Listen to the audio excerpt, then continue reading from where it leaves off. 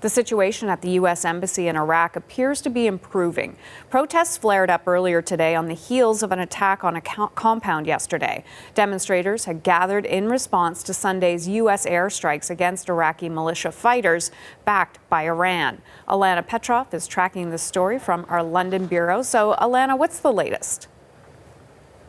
Hannah, this morning it was looking like the protests outside the U.S. Embassy in Baghdad could go on for weeks, maybe even months. Demonstrators at the scene were saying they wouldn't leave until the U.S. military got out of the country. And they had food, supplies, even tents for camping out.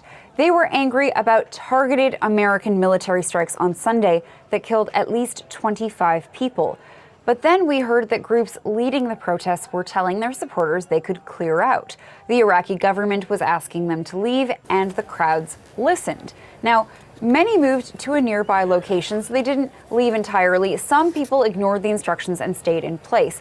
But this is an unexpected turn of events, and it's a welcome development. It now looks like the situation, which escalated quickly yesterday, could be calming down. So, Alana, this is a difficult situation, as you're telling people, and it's hard to understand for people who don't follow regularly. We know Donald Trump is blaming Iran for these protests, even though they're taking part in Iraq. Can you break that down for us?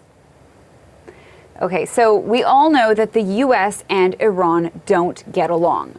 The U.S. has very strong economic sanctions on Iran that have really squeezed the country. And so there are many cases where Iran fights back. These protests that were happening yesterday and this morning, they're seen as part of a larger showdown between the U.S. and Iran. And these fights play out across the Middle East in different ways. So Iran is backing these protesters and helping to coordinate the demonstrations. Both the U.S. and Iran have a lot of clout within Iraq. Donald Trump also called out Iran for these protests in a tweet yesterday. Let's take a look at what he had to say. He specifically said in this tweet, Iran will be held fully responsible for lives lost or damage incurred at any of our facilities. They will pay a very big price. This is not a warning, it is a threat.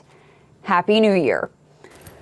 So, even though the protesters are dispersing in Baghdad, the situation remains tense, specifically between the two rivals, Iran on the one hand and the U.S. on the other hand. Alana, thanks for breaking that down for us.